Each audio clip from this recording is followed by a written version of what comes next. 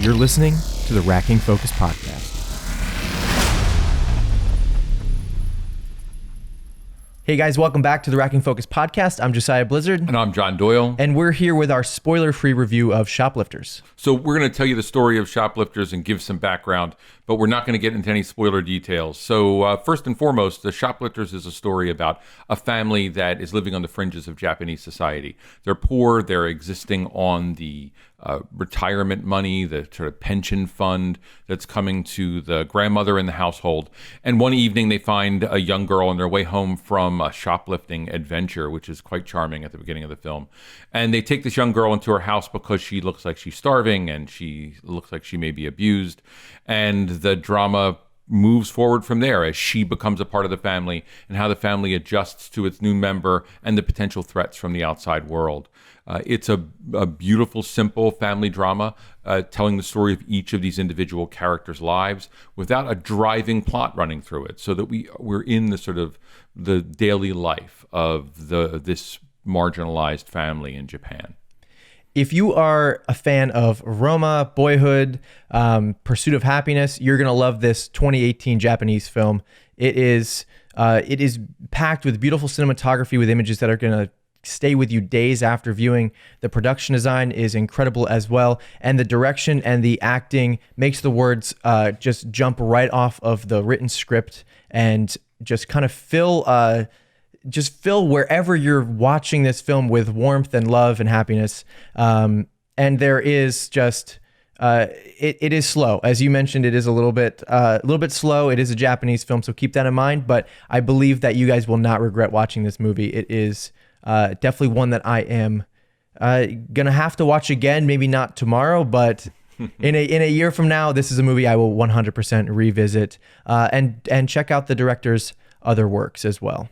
Yeah, so if you come to this film and you want to be prepared more for the style and structure of the film, there's a movie called I Wish, which you might want to start with and watch that first. It has some more magic to it that makes the story perhaps a little more palatable to the American ear or eye. Mm-hmm. But I want to add that there is some sexual content in the piece, that it is presented without gloss and also without judgment.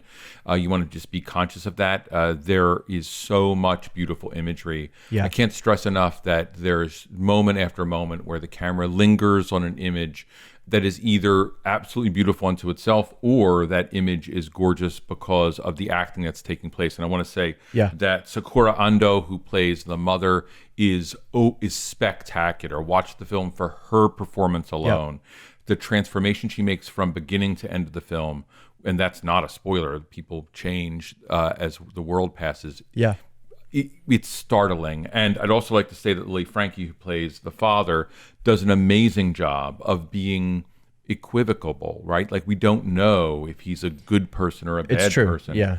One of the things about this movie that's great is it doesn't judge. And so as you watch the film, you have the opportunity to enjoy the experience or encounter the experience of these people's lives without the movie telling you what you should feel about who they are and what they're doing.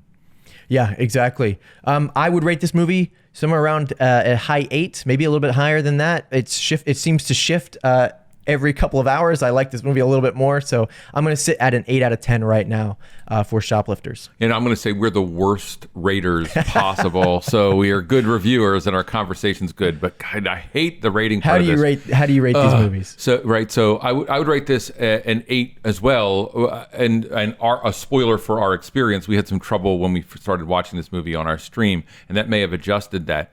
But as the longer I think back, the more I've taken time away from the film, the more the cinematography, the direction, and the acting just elevates it up. Mm-hmm. So probably in the universe, this should be a 10. Yeah. But my experience of it was an 8. And I just want to be honest about that, so that you folks have a sense of what you're heading into. So that's our review, our spoiler-free review of Shoplifters. We hope that you go see this film. You can catch it on Hulu right now. I'm assuming that you can only catch it on Hulu in America. Not sure if you can watch this on Hulu in Europe or wherever else. But at least if you're in the United States, you can watch this on Hulu. Please find us on Twitter at PodFocus. Connect with us there as well as the Racking Focus Podcast on Instagram, or you can go to rackingfocuspodcast.com and find us everywhere that we live. And remember that we have a full review full of a much richer, spoiler-filled conversation on our YouTube site and at Apple Podcasts or almost any podcast engine.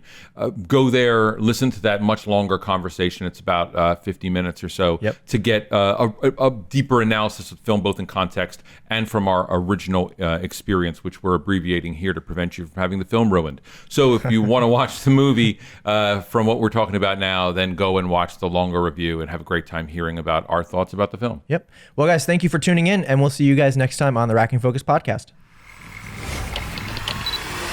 Thanks for listening to the Racking Focus podcast.